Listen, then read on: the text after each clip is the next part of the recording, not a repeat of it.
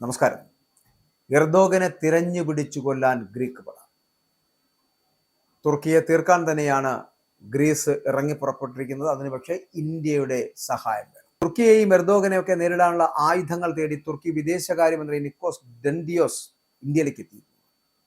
തുർക്കിയും പാകിസ്ഥാനും ആയുധങ്ങൾ നൽകി ശക്തിപ്പെടുത്തിയ അസർബൈജാനെ ഈയിടെ ഇന്ത്യയുടെ ആയുധങ്ങൾ കിട്ടിയ ശേഷം അർമീനിയ മുട്ടിൽ വീഴ്ത്താൻ തുടങ്ങിയത് കഥയല്ല, ചരിത്രമാണ്. ഇതുകൂടി കേട്ടറിഞ്ഞാണ് ഇന്ത്യയുമായിട്ട് പുതിയൊരു പ്രതിരോധ അധ്യായം തുറക്കാൻ വേണ്ടിയിട്ട് നിക്കോസ് ഡെൻഡിയോസ് ഇന്ത്യയിലേക്ക് എത്തിയിരിക്കുന്നത്. ഗ്രീസിന്റെ കാലഹരണപ്പെട്ടു തുടങ്ങിയ പഴയ ഫാൻഡം യുദ്ധവിമാനങ്ങൾക്ക് പകരം ഇന്ത്യ തദ്ദേശീയമായി നിർമ്മിക്കുന്ന തേജസ് MK-1A അതായിരിക്കും ഇവരെ ശരിക്കും ആകർഷിച്ചിരിക്കുന്നത്. തുർക്കിക്കെതിരായിട്ടുള്ള പടക്കോപ്പുകൾ വിലയിരുത്തുവാൻ ഡെൻഡിയോസ് ബാംഗ്ലൂരിലെ ഇന്ത്യയുടെ സൈനിക സ്റ്റേഷൻ കഴിഞ്ഞ ദിവസം സന്ദർശിച്ചിരുന്നു. നിക്കോസ് ഡെൻഡിയോസ് ഇന്ത്യയുടെ AK-203 അസോൾട്ട് റൈഫിളുകൾ ഉൾപ്പെടെ പുതിയ തോക്കുകളുടെ പ്രവർത്തനം പരിശോധിക്കുകയും ചെയ്തു. ഇന്ത്യയുടെ ചാവേർ ഡ്രോണുകളും അദ്ദേഹം ഇതിനോടൊപ്പം തന്നെ പരിശോധനയ്ക്ക് വിധേയമാക്കി. മിസൈലുകളെയും പരിചയപ്പെടുത്തി.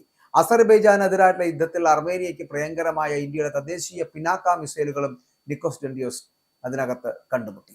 അങ്ങനെ പക്ഷേ ഇന്ത്യ ഏറ്റവും പ്രധാനമായി നിർദ്ദേശിച്ചത് ഇന്ത്യ തദ്ദേശീയമായി നിർമ്മിച്ച തേജസ് MK-1A യുദ്ധവിമാനം വാങ്ങാനാണ്. ഇന്ത്യയുടെ ബിയോണ്ട് വിഷ്വൽ റേഞ്ച് മിസൈലായിട്ടുള്ള അസ്ത്ര ഉൾപ്പെടെ 8 മിസൈലുകൾ വഹിക്കുവാൻ തേജസിന് കഴിയുകയും ചെയ്തു. 4 ബിയോണ്ട് വിഷ്വൽ റേഞ്ച് മിസൈലുകളും 4 ഹ്രസ്വദൂര മിസൈലുകളും ഇത്രയേറെ മിസൈലുകൾ വഹിക്കാൻ അല്ലെങ്കിൽ അങ്ങനെ വഹിച്ച് പറക്കാൻ കഴിയുന്ന തേജസ് MK-1A അപകടകാരിയായിട്ടുള്ള യുദ്ധവിമാനമാണ് എന്ന് പറയാതിരിക്കാൻ കഴിയില്ല.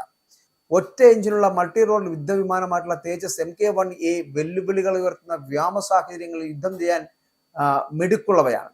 വ്യോമ പ്രതിരോധം, സാമുദ്രിക നിരീക്ഷണങ്ങൾ, മാത്രമല്ല ആക്രമണം എന്നിവയ്ക്ക് അനുയോജ്യമായ രീതിയിൽ രൂപകൽപ്പന ചെയ്ത വിമാനങ്ങളാണ് ഇവ എന്നുള്ളതാണ്.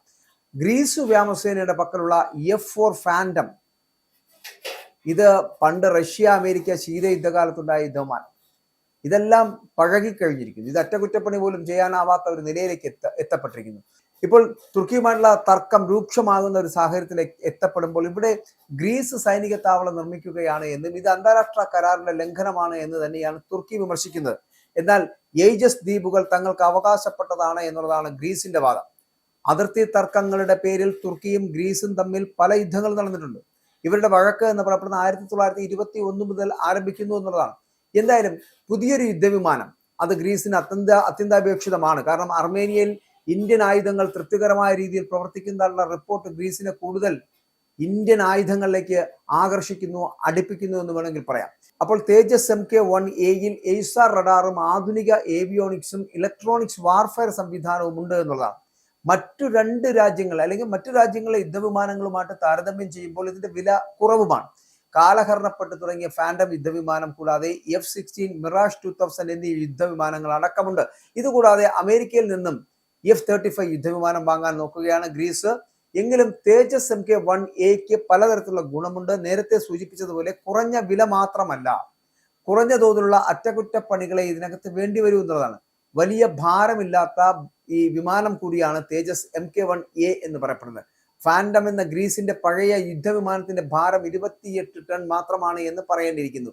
തേജസ് MK-1A ഭാരം എന്ന് പറയപ്പെടുന്നത് വെറും 6.5 ടൺ മാത്രമാണ്. അപ്പോൾ ശരിക്കും ഒരു ലൈറ്റ് വെയ്റ്റ് യുദ്ധവിമാനം. ഇതെല്ലാം ഗ്രീസിനെ തേജസ് MK-1 ആകർഷിക്കുന്ന ഘടകങ്ങളാണ്. അതുകൊണ്ടാണ് ഇന്ത്യയിൽ നിന്നുള്ള ഈ യുദ്ധവിമാനം വാങ്ങുവാൻ ഗ്രീസ് തയ്യാറെടുക്കുന്നത്. ഗ്രീസിന് തുർക്കി അടക്കം തകർത്ത് തരിപ്പണമാക്കണം എന്നുള്ള ലക്ഷ്യം മാത്രമേ ഉള്ളൂ. ഇവിടെ 2023 തുർക്കിയിൽ ഭൂകമ്പം ഉണ്ടായപ്പോൾ ഓപ്പറേഷൻ ദോസ്ത് അതായത് നമുക്കറിയാലോ ഈ സൗഹൃദ ദൗത്യങ്ങൾ നടക്കുന്ന പരിപാടിയുണ്ട്. അപ്പൊ അങ്ങനെ സൗഹൃദ ദൗത്യം എന്ന പേരിൽ തുർക്കിയെ സഹായിച്ച രാജ്യമാണ് ഇന്ത്യ. അന്ന് ഇന്ത്യയുടെ C-17 വിമാനം അത് 47 ദേശീയ ദുരന്ത നിവാരണ സേനാംഗങ്ങളുമായിട്ട് അവിടെ എത്തിച്ചേരുന്ന ഒരു സാഹചര്യം ഉണ്ടായി. കൈ നിറയെ അവർക്ക് മരുന്ന് നൽകുന്നു, രക്ഷാപ്രവർത്തനങ്ങളിൽ പങ്കാളികളായിട്ട് മാറുന്നു, വലിയൊരു തുക സഹായമായി നൽകുന്നു, ഭക്ഷണവും വസ്ത്രങ്ങളും ഒക്കെ നൽകുന്നു. പാകിസ്ഥാൻ പോലും ഇന്ത്യയുടെ അത്ര തുർക്കിക്ക് വേണ്ടി ഒരു സഹായവും ചെയ്തിട്ടില്ല എന്ന് പറയുന്ന ഒരു സാഹചര്യം. എന്നാൽ പാകിസ്ഥാനെതിരെ ഇന്ത്യ ഓപ്പറേഷൻ സിന്ദൂർ പ്രഖ്യാപിച്ചപ്പോൾ പാകിസ്ഥാനിലേക്ക് ആയുധങ്ങളുമായിട്ട് തുർക്കിയുടെ വിമാനവും കപ്പലും എത്തിയിരുന്നു. അപ്പോൾ ഇവിടെ ഡ്രോണുകൾ, ടാങ്കുകൾ തകർക്കുവാനുള്ള മിസൈലുകൾ, ആയുധം കൊണ്ടുപോകുവാനുള്ള ചരക്ക് വിമാനം എന്നിവയൊക്കെ നൽകി. പാകിസ്ഥാന്റെ F-16 യുദ്ധവിമാനങ്ങളെ അറ്റകുറ്റപ്പണി ചെയ്ത് നൽകി യുദ്ധസജ്ജമാക്കി. മതമാണ് തുർക്കിയുടെ പ്രശ്നമായിരുന്നത് എന്ന് പറയേണ്ടിയിരിക്കുന്നത് ഇവിടെയാണ്.